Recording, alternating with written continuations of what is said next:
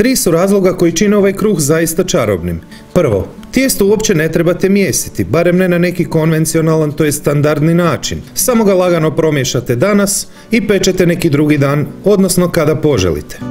Drugo, i najveći antitalent za tijesto će ga napraviti iz prve i oduševiti svoje ukućane i prijatelje. Treće, izuzetno je ukusan. 600 grama glatkog tena brašna tip 550. 12 grama soli, 10 grama šećera,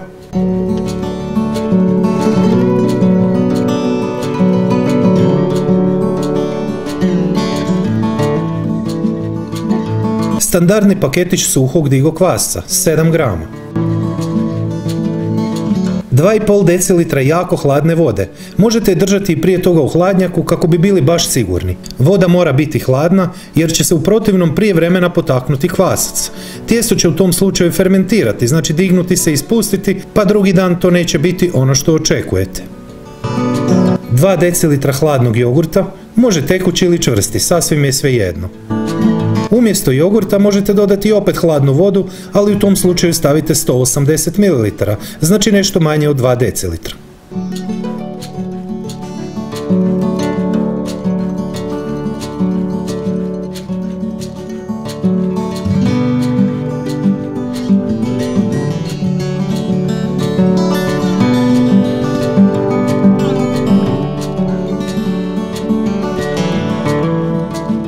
Tijesto je kao što vidite vrlo mekano, ljepljivo, ali tako mora biti, budite zaista bez brige.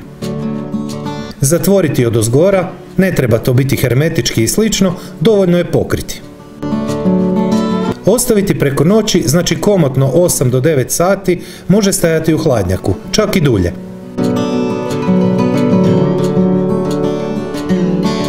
Ne treba mijesiti, samo odvojiti tijesto od posude, a samim tim postupkom ćete ispuhnuti višak zraka.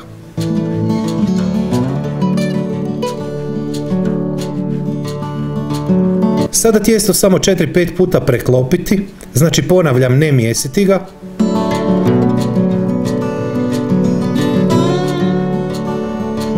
Okrenuti.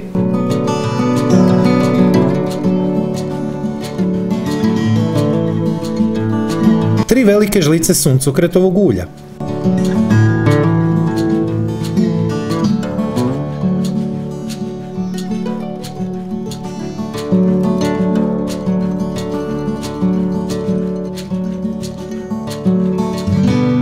Ne treba čekati da kruh naraste. Ostavite ga na sobnoj temperaturi samo onoliko vremena koliko vam treba da se ugrije pečnica na 200 stupnjeva sa uključenim gornjim i donjim grijačem.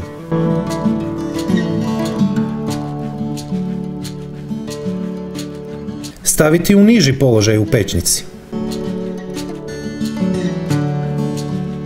Peći oko 37 minuta.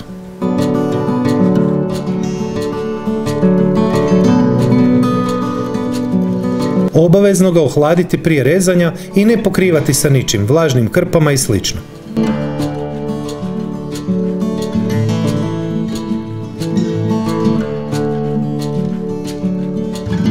Ispod svakog mog videa je pisani recept, popis sastojaka, postupak i savjeti koji nisu stali u video. Ali i preporuke za razne vrste kruha, pogača, lepinja, kiflica, slanaca, buhtli, peciva i tijesta općenito da dalje ne nabrajam.